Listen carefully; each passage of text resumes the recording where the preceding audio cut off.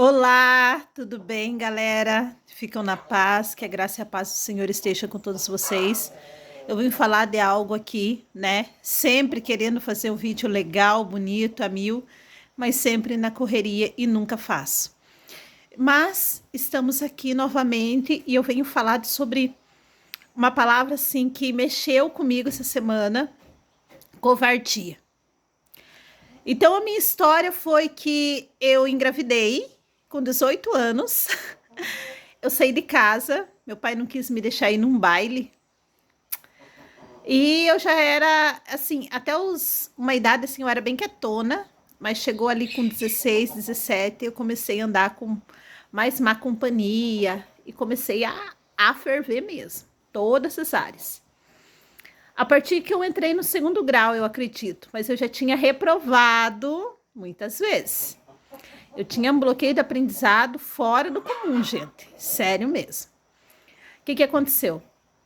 Então, eu saí de casa porque eu tinha um namorado, eu queria ir no baile, era no sábado, o pai não deixou. Esse cara tinha várias namoradas. Aí, o que aconteceu? Eu fui, parei numa casa de uma amiga minha, cheia de gente, morava duas famílias nessa casa. E parei lá só para ir no dito baile. Fiquei sábado, domingo, fiquei com medo de voltar para casa na segunda, fiquei na segunda. E na terça-feira encontrei dois amigos e um que era o pai do meu filho, Guilherme, hoje. Nem conhecia e fui para casa dele. E lá a gente bebeu, ficamos juntos. No outro dia, estamos morando junto. Foi assim que aconteceu. E foi no dia 1º, no dia 5 de dezembro, a gente já, tipo assim, eu sabia que tinha engravidado. Como? Porque a gente conta, tal. Ali pelo dia 5, 6, eu já tava assim, 5 dias engravidei da pessoa que eu nem conhecia. Ficamos juntos, tal. Ele era, né, tinha seus vícios. Gostava de beber muito. Aí nós gostávamos de vida louca mesmo. Não deu certo, brigava, separava durante 7 anos, briga, separa. Eu ia em igreja, comecei a ir em igreja evangélica, procurar. Gente, eu já fiz voto para ficar com o pai do meu filho, fui em macumba para amarrar ele. Então, assim, foi aquela vida louca mesmo, assim, eu era totalmente perdida nessa fase. E quando o Guilherme nasceu, eu fiquei um tempo com o Gui, o Arthur gritou, eu fiquei um tempo com o Gui, e depois, com 3 anos, eu não se dava bem com meu pai, eu fui embora, fui para o mundão muito louco mesmo, andei em muitos lugares sombrios, né, lugares assim tenebrosos mesmo, e conheci de tudo um pouco na vida, né, tráfico, feitiço, vida louca, boates, donos de boates, tudo isso. Voltei quando o Guilherme tinha uns 4 anos e pouquinho, eu casei com meu esposo atual. No começo do casamento ele enfrentou muito vício comigo, que eu era viciada, e uma hora eu estava bem, outra hora eu estava mal, mal mesmo. Ia para a igreja e era aquela luta, né, que eu não entendia, mas eu estava sendo liberta, era uma luta espiritual, então eu ia cair, eu ia levantar, e um orar, e um tudo, né?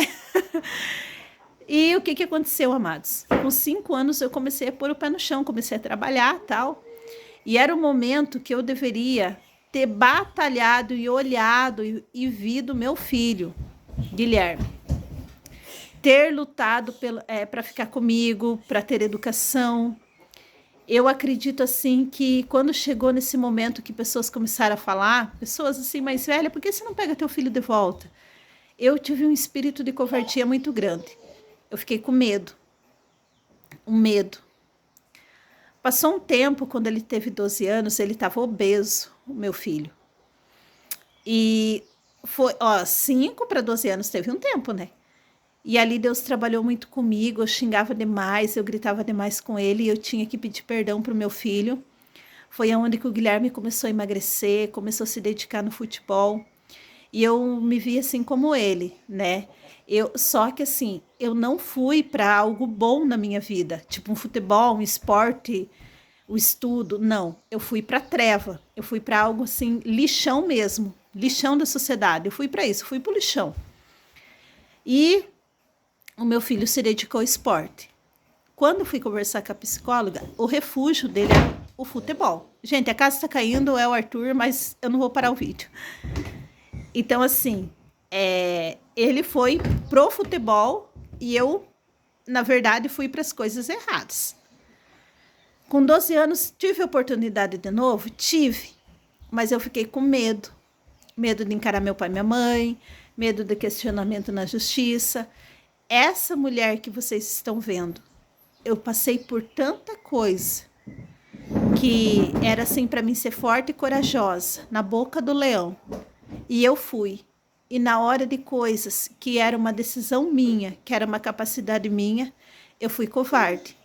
Eu vou contar para vocês uma covardia que eu tinha até ontem, porque hoje eu creio que eu vou ser curada, que é uma coisa bem pequenininha, mas que é uma covardia, medo de dirigir.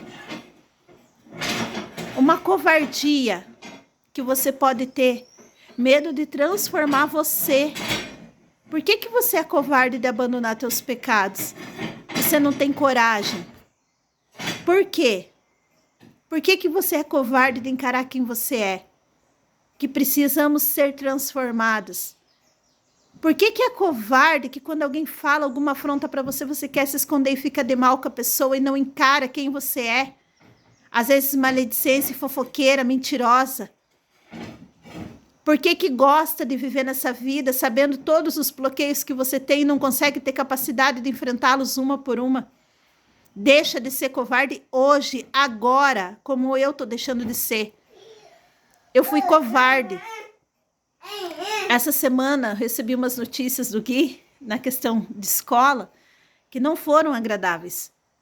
E eu acredito que uma parte dessa colheita também eu colaborei. Hoje eu não carrego a culpa, porque pelo sangue de Jesus, ele me lavou de toda a culpa, todo o pecado. Mas tem consequências. Hoje eu falo, putz, como eu fui covarde. Quando eu olho para quem eu sou, eu tenho que olhar e falar assim, eu tenho que enfrentar os meus medos. Essas covardias não fazem sentido. Às vezes você não tem uma vida transformada porque você tem covardia de colocar um basta em pessoas. Sabe? Não consegue ser forte e corajosa. Não é forte e corajosa só que você vai enfrentar problemas. Mas ser forte e corajosa para encarar você e eu. Deixamos de sermos covardes. E começamos a se olhar frente a frente e a batalhar contra nós.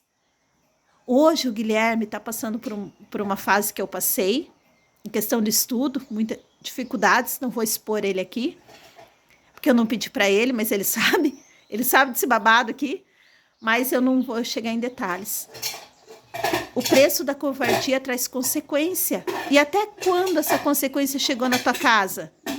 Pelo preço da tua covardia e da minha de não transformar o nosso ambiente. Você pode ser a melhor funcionária, mas você é substituível.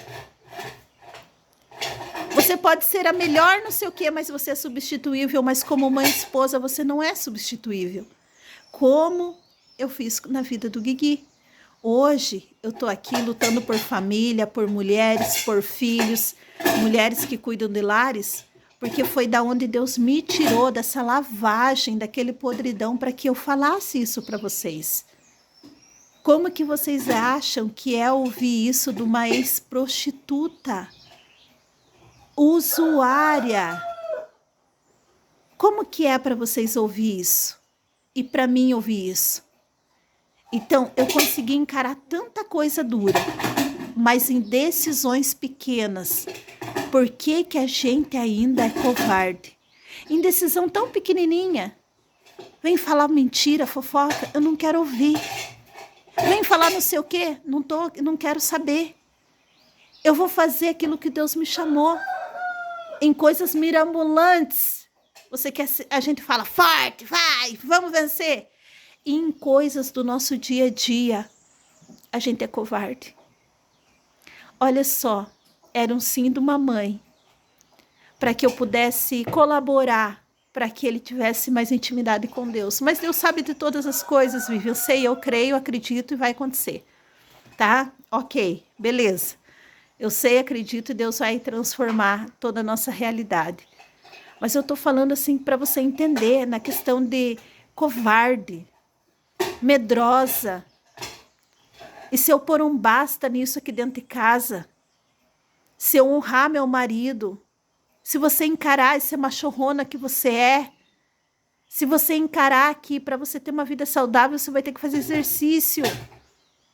Saia da zona de conforto, encare você mesmo, porque a maior valentia de uma mulher é saber que ninguém está errado, mas que ela precisa ser curada. Quando a gente começa a viver dessa forma, a nossa vida é transformada. O que você precisa encarar hoje? O que Deus te chamou para você encarar de frente, ser forte e corajosa e atropelar em você essa situação? Vive, eu tô aguentando assim tanta coisa, tanta humilhação, mas às vezes é uma palavra da tua ação que vai resolver. É brigando? É gritando? Não, amada, nada disso, nem um pouco disso. É você falando, eu não aceito mais isso. É você falando, até que foi, mas aqui eu não aceito mais essa proposta no meu coração. Seja forte e corajosa. É você não se acovardar no meio das batalhas. Qual batalha que você tem enfrentado? Quando começa a querer caminhar, parece que o mundo cai. Por quê? Porque muitas das vezes nós somos covardes. Se eu conversar com 10 mulheres, todas sabemos os bloqueios que temos. Mas nós somos íntimas deles. Porque para eles saírem, teremos que ser corajosas de enfrentá-los. E para enfrentá-los, teremos que ter ações. E essas ações vão nos incomodar, vão nos tirar da zona de conforto, vão nos tirar do nosso... Ai, a hora que der eu faço, no momento que der certo eu vou fazer. Vai tirar nós, do nosso conformismo, mas vai nos libertar. Sabe aquela leoa que está presa numa cordinha? Que é só ela fazer assim que ela solta? Mas aquela cordinha é tão boa, ela estica e puxa, eu tenho água e eu deito e eu durmo.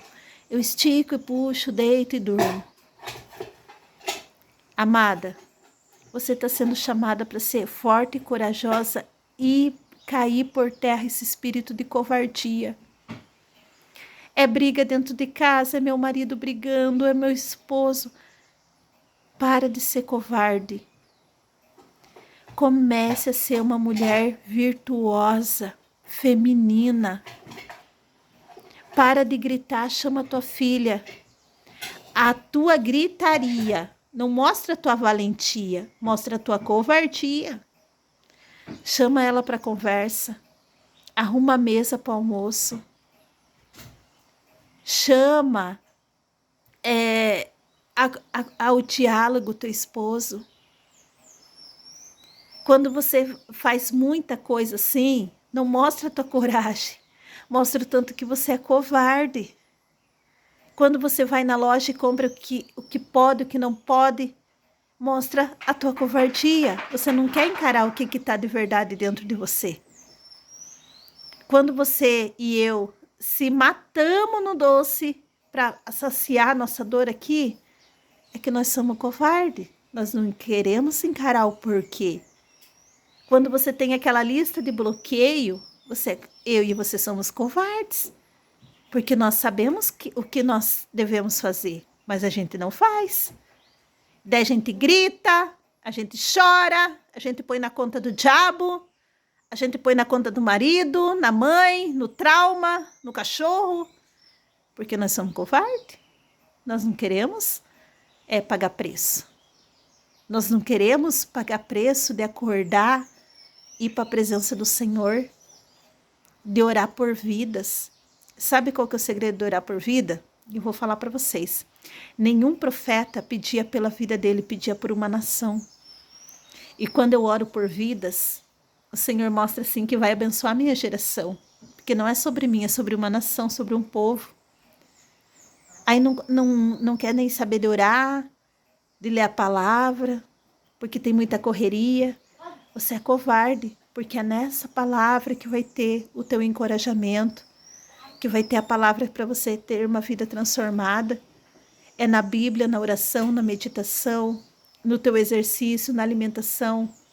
Mas tudo aquilo que você e eu sabemos, nós queremos desviar, porque nós gostamos do conforto. Nós somos covardes. E hoje eu quero te chamar nessa oração a todo espírito de covardia cair por terra. Ele chegou, colocou a toalha molhada em cima da cama, né?